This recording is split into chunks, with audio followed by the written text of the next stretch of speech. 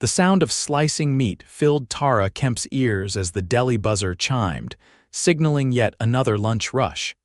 She swept a stray auburn curl under her hairnet and grabbed the phone with one hand while deftly wrapping a sandwich with the other.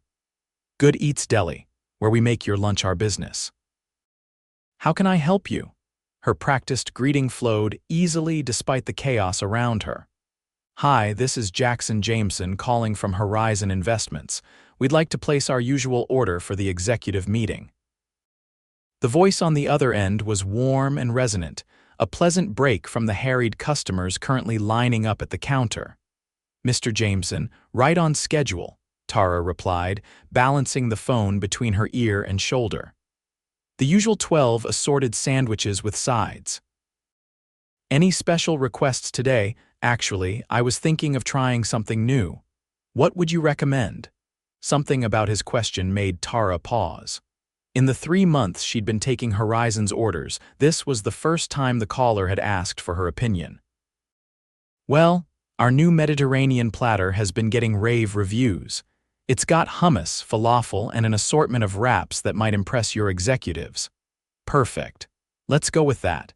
And could you possibly include an extra order of that roast beef sandwich with horseradish? The one from last week was exceptional. Tara smiled, feeling an unexpected flutter of pride. That's one of my specialties, actually. I'll make it myself. I look forward to it. Delivery by 1, as always. We'll be there, Tara promised, hanging up just as another phone line lit up. At the other end of the city, Jack Jameson set down his phone and gazed out the floor-to-ceiling windows of his penthouse office. The skyline sprawled before him, a testament to the real estate empire he'd built from scratch. At 34, he was one of the youngest self-made millionaires in the city, but success had come with an unexpected price. Isolation. He glanced at the clock. Another executive lunch meeting where he'd sit quietly while his team discussed investment strategies and market projections. Another day of being Mr. Jameson, rather than just Jack. But there was something about the woman who always took his order, something in her voice that felt genuine in a world where authenticity was rare currency. Mr. Jameson, your 1 o'clock is here early, his assistant announced through the intercom. Jack straightened his tie and pushed thoughts of the deli woman aside. Business called. Back at Good Eats Deli, Tara methodically assembled the Mediterranean platter, her hands moving with practiced efficiency. The owner, Eddie, peered over her shoulder. That's a lot of extra care for a corporate order, he observed. Tara shrugged. Horizon's been ordering twice a week for months. They deserve our best. Horizon Investments, the real estate development company, Eddie whistled. No wonder they can afford our prices. That place is run by Jack Jameson guys worth millions. Tara's hands paused momentarily. Really, I always talk to someone named Jackson. Must be an assistant or something, Eddie laughed. Maybe Mr. Millionaire likes talking to you. Tara rolled her eyes and returned to her work. Right, and I'm secretly a duchess in disguise. By 12:30, Tara had the entire order packed and ready for delivery. Normally, she'd hand it off to one of the delivery guys, but today she felt an unusual urge to see this mysterious Horizon Investments for herself. Hey, Marco, mind if I take this delivery? I could use some fresh air. Marco, already loaded down with orders, didn't argue. Knock yourself out. It's the Horizon Tower on 5th. 20 minutes later, Tara stood in the gleaming lobby of Horizon Tower, clutching the large order. The security guard directed her to the express elevator for the penthouse level, which required a special keycard. The elevator whisked her upward so smoothly she barely felt the movement, opening directly into a reception area that was larger than her entire apartment. A polished woman with a sleek blonde bob looked up from behind an imposing desk. Good Eats Deli. Yes, delivery for the executive meeting, Tara replied, suddenly conscious of her work uniform and the faint smell of pickles that seemed perpetually embedded in her clothes. Perfect timing. They're just about to start. Follow me, please. Tara followed the assistant down a hallway lined with abstract art that probably cost more than she made in a year. The assistant paused before a set of double doors, then pushed them open to reveal a conference room where several well-dressed people sat around a massive table. "Lunch has arrived," the assistant announced. As Tara began setting up the food on the sideboard, she felt someone's gaze on her. She looked up to find herself locking eyes with a tall man at the head of the table. He had striking blue eyes and dark hair just beginning to silver at the temples. Something about him seemed vaguely familiar, though she was certain they'd never met. "Thank you for bringing this personally," he said, his voice resonating with unexpected warmth. Tara nearly dropped the platter she was holding. She knew that voice. It was the same one she'd spoken to just hours ago and countless times before that. "You're Jackson," she said before she could stop herself, his eyes crinkled with amusement. "Jack Jameson, and you must be the creator of the best roast beef sandwich in the city." Tara felt heat rise to her cheeks. Tara Kemp, and it's just bread and meat, really." "Nothing is ever just anything when it's done with skill," he replied, reaching for one of the wrapped sandwiches she'd personally prepared. Their fingers brushed momentarily, and Tara felt an electric jolt that had nothing to do with static electricity. "Well, enjoy your lunch," she mumbled, backing toward the door. "Good Eats appreciates your business." Jack watched her retreat, sandwich in hand, feeling an unfamiliar sensation in his chest. Disappointment, he realized. He wanted her to stay longer. The next day, Jack found himself dialing the deli's number even though there was no executive lunch scheduled. "Good Eats Deli, where we make your lunch our business. How can I help you?" The greeting was the same, but the voice wasn't. Jack felt a stab of disappointment. "Is Tara available?" he asked before he could reconsider. "She's on delivery right now. Can I take your order?" "Actually, I'll call back later." "Thanks." Jack hung up, staring at his phone. What was he doing? He had a real estate empire to run, not a high school crush to pursue. Yet he couldn't shake the image of those warm, brown eyes, and the way she'd looked at him when she realized who he was, not with the calculation or deference he was accustomed to, but with genuine surprise and perhaps a touch of embarrassment. At the deli, Tara returned from her delivery route to find Eddie grinning at her. "Someone called for you, wouldn't leave a message." Tara frowned. "Probably my landlord, the heat's been out again." The rest of the day passed in a blur of slicing meat, toasting bread, and wrapping sandwiches. By closing time, Tara was exhausted but satisfied. The deli job wasn't glamorous, but it helped pay for her night classes in business management. One day, she hoped to own her own restaurant, something small but special, where she could create the kind of food that made people pause in appreciation. As she was locking up, a sleek black car pulled up to the curb. The window rolled down to reveal Jack Jameson. "Need a ride?" he asked, as casually as if they were old friends. Tara stared at him.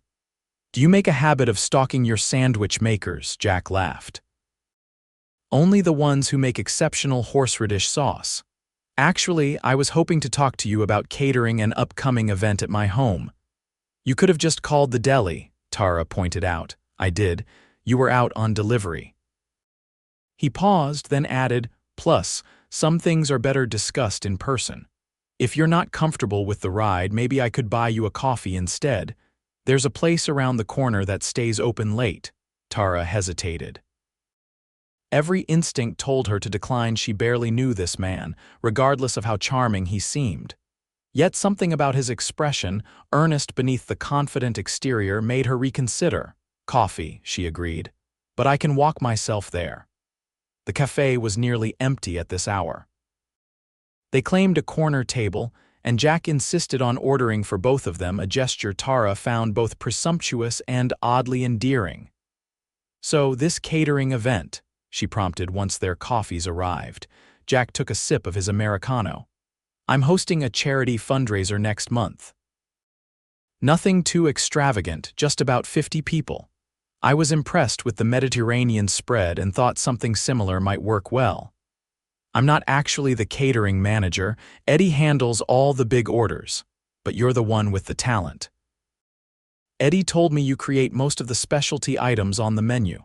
Tara narrowed her eyes. You talked to Eddie about me? I may have stopped by earlier today when you were out, Jack admitted. He speaks very highly of you. That's flattering and mildly concerning. Tara wrapped her hands around her mug.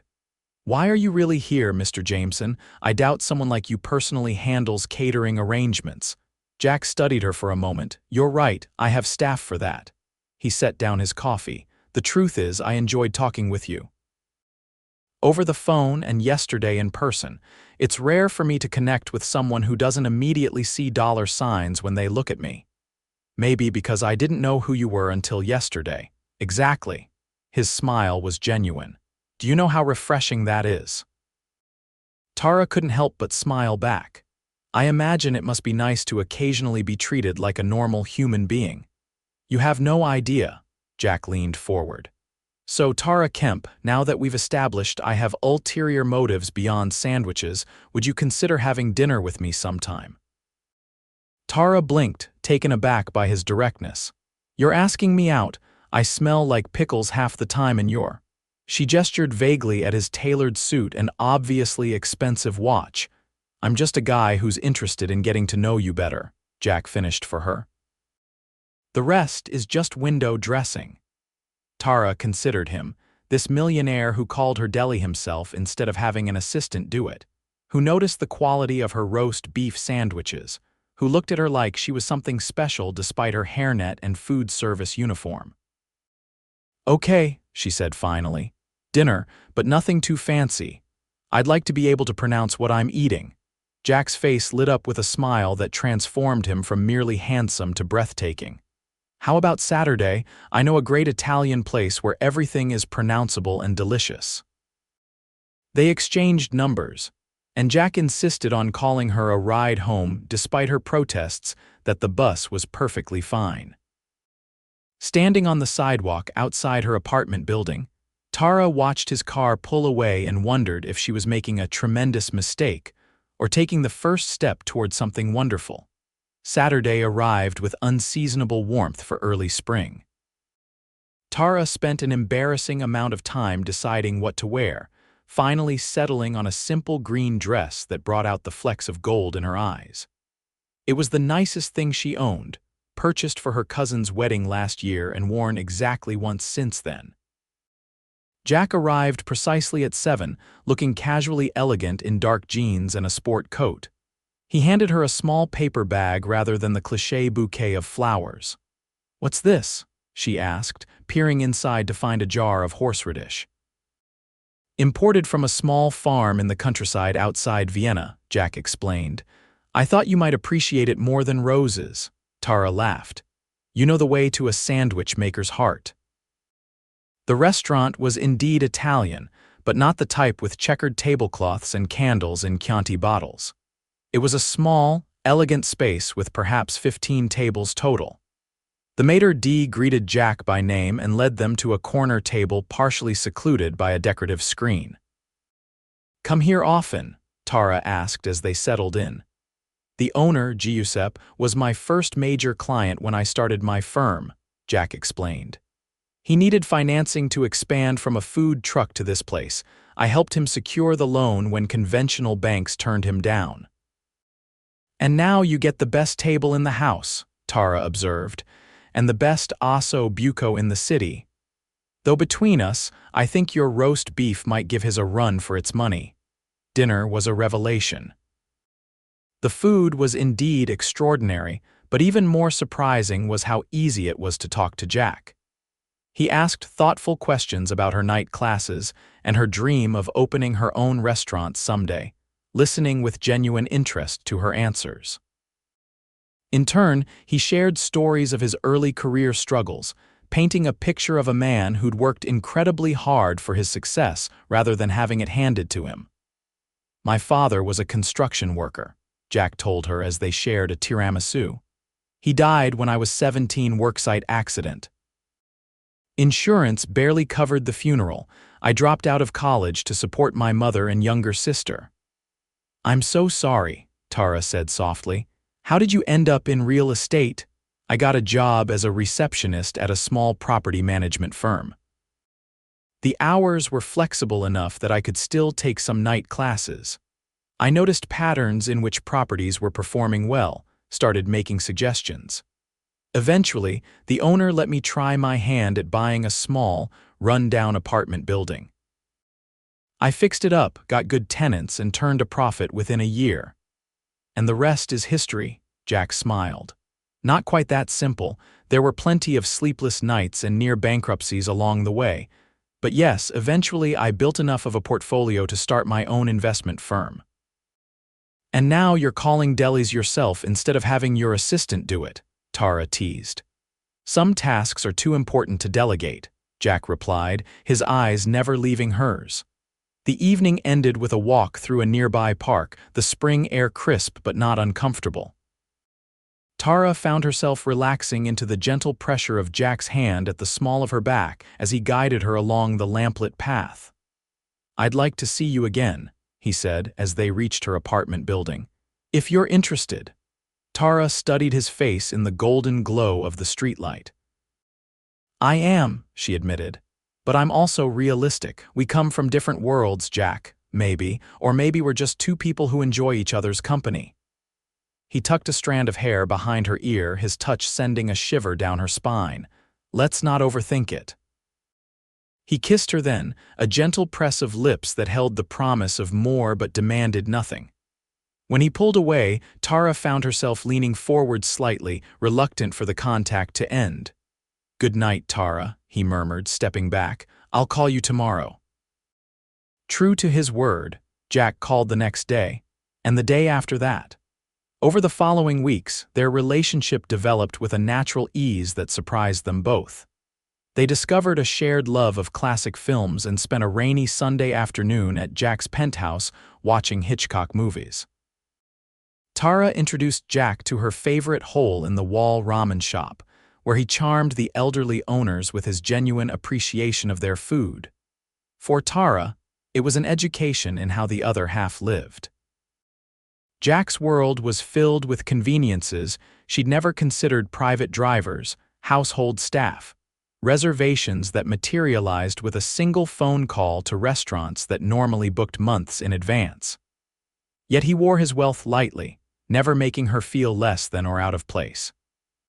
For Jack, Tara's companionship was a breath of fresh air.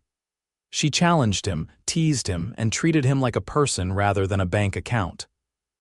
When she cooked for him in her tiny apartment kitchen, creating magic with ingredients that cost a fraction of what he spent on business lunches, he found himself more impressed than he'd been by any Michelin-starred restaurant. But the differences in their lives couldn't always be ignored. 3 weeks into their relationship, Jack invited Tara to accompany him to a charity gala, the same one he'd initially used as an excuse to talk to her about catering. "It's black tie," he warned her. "But don't worry about a dress. I can have something sent over." Tara frowned. "You don't think I have appropriate clothes?" "That's not what I meant," Jack backpedaled, recognizing his misstep. "I just thought you might enjoy having something new for the occasion." "I can buy my own clothes, Jack." Tara's voice cooled noticeably. "I'm not looking for a sugar daddy." "That's not I never thought." Jack ran a hand through his hair in frustration. "I'm sorry, I didn't mean to offend you," Tara sighed, her irritation fading as quickly as it had flared. "It's okay. I know you were trying to be generous, but you have to understand how it might come across." Jack nodded, taking her hand. "You're right. I'm not always good at navigating these waters. My last few relationships were with women who expected certain things because of my financial situation. Well, I'm not them. I like you for you, not your bank account." Tara squeezed his hand. "Though I will admit the penthouse view doesn't hurt." Jack laughed, relieved at the return of her humor. "So, will you come to the gala as my date, wearing whatever magnificent dress you choose for yourself?" "Yes," Tara agreed. "But you should know I plan to raid every thrift and consignment shop in the city until I find something that will make your society friends' jaws drop." She made good on her promise. The night of the gala, Tara appeared in a vintage 1950s gown of deep burgundy velvet that hugged her curves before flaring dramatically at the knee. She'd found it at an estate sale for a fraction of what a new designer dress would cost, and the look on Jack's face when he saw her made every minute of her search worthwhile. "You are the most beautiful woman I have ever seen," he said, his voice rough with emotion. The gala was held at the city's most prestigious hotel ballroom, a cavernous space transformed into an enchanted garden for the evening. As Jack led Tara through the crowd, she was acutely aware of curious glances and whispered comments. Jack Jameson rarely brought dates to these functions, and never someone unknown to society circles. Jack Darling, a woman with impeccable blonde hair and a diamond necklace that could pay Tara's rent for a year, intercepted them. "How wonderful to see you, and who is your lovely friend?" "Victoria, this is Tara Kemp." Tara Victoria Winters, chairwoman of the hospital board. Victoria's smile remained fixed, but her eyes turned calculating as they swept over Tara. "How delightful, and what do you do, Miss Kemp?" Before Tara could answer, a man joined their circle. "Jameson." "Just the man I wanted to see. That downtown development can wait until tomorrow," Jack finished firmly. "Tonight is about raising money for the children's hospital, not business deals, and I promised Tara a dance." He guided her away from the couple and onto the dance floor where a small orchestra was playing a waltz. "Sorry about that. Victoria can be intense." "It's fine," Tara assured him, though she'd felt the woman's disapproval like a physical chill. "She's just protective of her social circle." Jack's arms tightened around her waist. "Her opinion means nothing to me. What matters is right here." As they swayed to the music, Tara caught more curious glances from the crowd. "Everyone's staring at us," she murmured. "Let them stare. They're just jealous. I have the most beautiful date in the room." Jack spun her in a graceful turn that made her velvet skirt swirl around her legs. "Besides, I have a reputation for being somewhat reclusive at these events. They're probably shocked to see me smiling."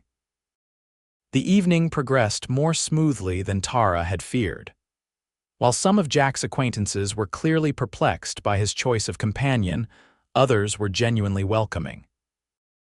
A retired judge engaged Tara in a lengthy conversation about her culinary training, and the mayor's wife insisted on introducing her to the hotel's executive chef, who offered Tara a chance to shadow him for a day if she was interested. By the time they left, Tara was flushed with champagne and unexpected success. "That wasn't nearly as terrifying as I'd imagined," she admitted as Jack's driver took them back to his penthouse. "Did you think I'd throw you to the wolves?" Jack asked, brushing a kiss against her temple. "No, but I thought the wolves might be sharper-toothed." Tara leaned against his shoulder. "There were a few who clearly thought you'd lost your mind bringing a deli worker to a black tie affair. Their loss. You were the brightest spot in that room." Jack tilted her chin up to kiss her properly. "Stay with me tonight." Tara hesitated only briefly before nodding. Their relationship had been building to this moment, and the evening had left her feeling both empowered and desiring closer connection with the man who looked at her like she was precious. Jack's penthouse was a testament to his success, 3,000 square feet of luxury with views that stretched across the city. But it was the master bedroom that took Tara's breath away, with its floor-to-ceiling windows and a bed that could comfortably sleep four. "This is bigger than my entire apartment," she marveled. Jack came up behind her, hands settling on her hips. "Too much," Tara turned in his arms. "Not if you're in it with me." Their lovemaking was tender at first, then increasingly passionate as they discovered each other's bodies. Jack was both considerate and commanding, paying attention to her reactions and adjusting accordingly. For Tara, who had never experienced such focused attention, it was a revelation. Afterward, lying in his arms as the city lights twinkled below them, Tara felt both completely satisfied and strangely vulnerable. "What are we doing, Jack?" she asked softly. He propped himself up on one elbow, looking down at her with serious eyes. "I thought that was fairly obvious." "I mean beyond the physical. Where is this going? Jack was quiet for a long moment, his fingers tracing patterns on her bare shoulder. I don't know exactly, but I know I want you in my life. You make me feel real, grounded. When I'm with you, I'm not Jack Jameson, CEO, or Jack Jameson, millionaire. I'm just Jack. And that's enough. It's everything.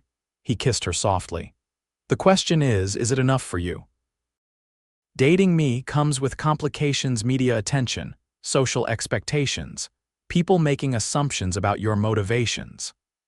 Tara thought about Victoria's barely concealed disdain, about the whispers that had followed them through the ballroom. But then she thought about Jack's smile when he saw her in her vintage dress, the way he listened when she talked about her dreams, how he'd called her Deli personally for months just to hear her voice. I think you're worth the complications, she said finally. The following months brought changes both expected and surprising. Tara continued working at the deli, despite Jack's suggestion that she could quit to focus on her studies. I need to make my own way, she insisted. My restaurant dream means nothing if I don't earn it myself. Jack respected her decision, though he couldn't resist ordering from the deli even more frequently than before. Sometimes he'd show up in person, charming Eddie and the other employees while stealing kisses from Tara in the storage room. Their relationship became public knowledge when a society columnist spotted them at her restaurant opening and ran a piece speculating about Jack Jameson's blue-collar love affair. The article was condescending but ultimately positive, portraying their relationship as refreshingly genuine in a world of strategic social climbing. Tara's life expanded in ways she hadn't anticipated. Jack introduced her to his mother, a warm, unpretentious woman who lived in a modest house in the suburbs and treated Tara like family from their first meeting. His sister, Jessica, was initially wary but warmed to Tara after discovering their shared love of true crime podcasts. For Jack, Tara's influence brought welcome changes. She encouraged him to reconnect with friends from before his wealth, people he'd lost touch with as his business consumed more of his time. She cooked Sunday dinners at his penthouse, insisting that his housekeeper take the day off, filling the sleek, rarely used kitchen with the sense of home. 6 months into their relationship, Jack surprised Tara with a key to his penthouse.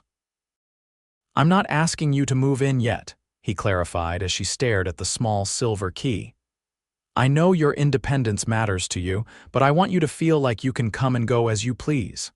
Tara accepted the key with a kiss.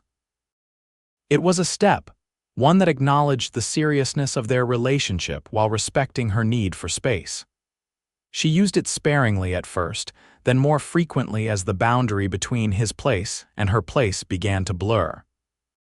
The real test of their relationship came unexpectedly, not from external pressures but from within. Jack had been working on a major development project, a mixed-use complex that would transform a neglected neighborhood. The night before the final proposal was due to the city council, Tara arrived at the penthouse to find him surrounded by blueprints and financial projections, his face haggard with exhaustion. You should get some sleep, she urged, massaging his tense shoulders. Can't. The numbers still don't work for the affordable housing component. If I reduce it, the project is more profitable but loses its soul. If I keep it, we barely break even.